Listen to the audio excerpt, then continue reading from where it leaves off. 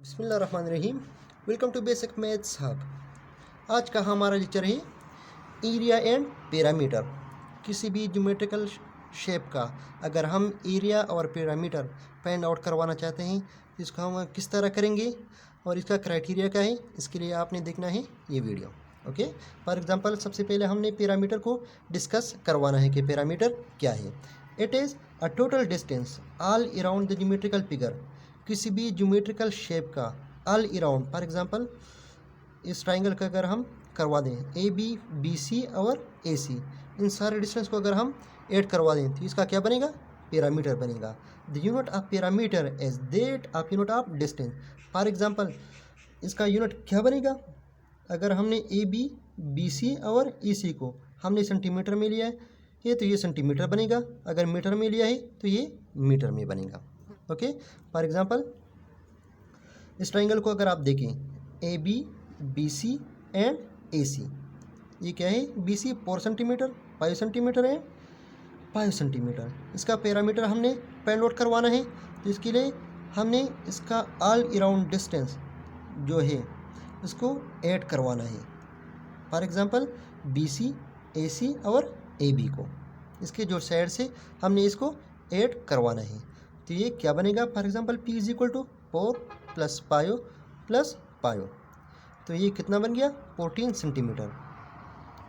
एक और shape, for example circle को हमने लिया है तो फॉर एग्जांपल ये इसका सेंटर और ये इसका साइड ए ओ एक पॉइंट, ये इसका रेडियस है।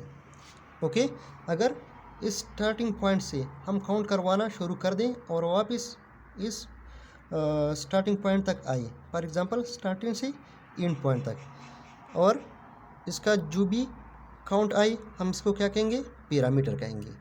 इसको हम फार्मूले से भी मालूम करवा सकते हैं। For example P is equal to 2πr, ये क्या है, सर्कल का पैरामीटर है।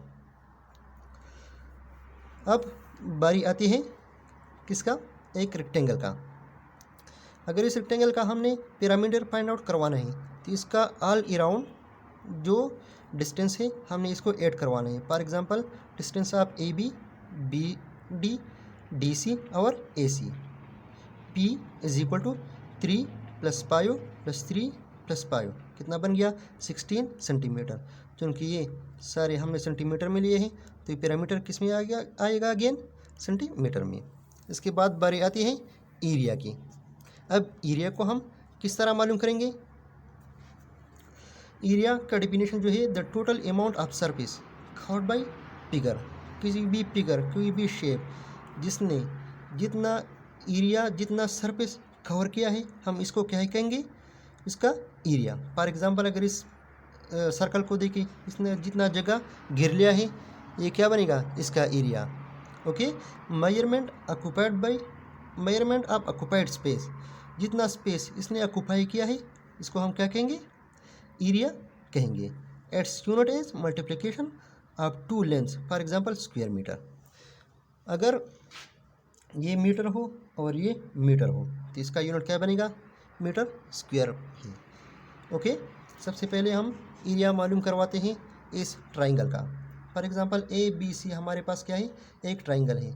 चूँकि ट्राइंगल का एरिया हम हीरोस फार्मूले से भी मालूम करवाते हैं और यहाँ पर हमने एग्जांपल लिया है एक राइट एंगल ट्राइंगल का, तो इसका जो एरिया है वो हम किसे निकालेंगे, 1/2 बेस इनटू हाइट। बेस क्या है 3 है और हाइट 4, तो 3 और 4 को अगर हमने मल्टीप्लाई किया तो ये क्या बनेगा, 3 4 12 और 2 पर अगर हम डिवाइड करवा दें तो ये 6 सेंटीमीटर स्क्वायर। सेंटीमीटर स्क्वायर इसलिए कि क्योंकि ये हमारे पास जो यूनिट है ये सेंटीमीटर में है और ये भी सेंटीमीटर है, तो एरिया इसका क्या बनेगा, सेंटीमीटर स्क्वायर। ओके, इसके बाद बारी आती है इस सर्कल की। सर्कल का जो फार्मूला है एरिया फाइंड आउट करवाने के लिए, for example A is equal to pi r square. अगर हमारे पास यहाँ पर रेडियस ए ओ 3 सेंटीमीटर हो तो 22 डिवाइड बाई 7 पाई और आर स्क्वायर 3 3 जार 9, तो ये क्या बनेगा 28.28 सेंटीमीटर स्क्वायर।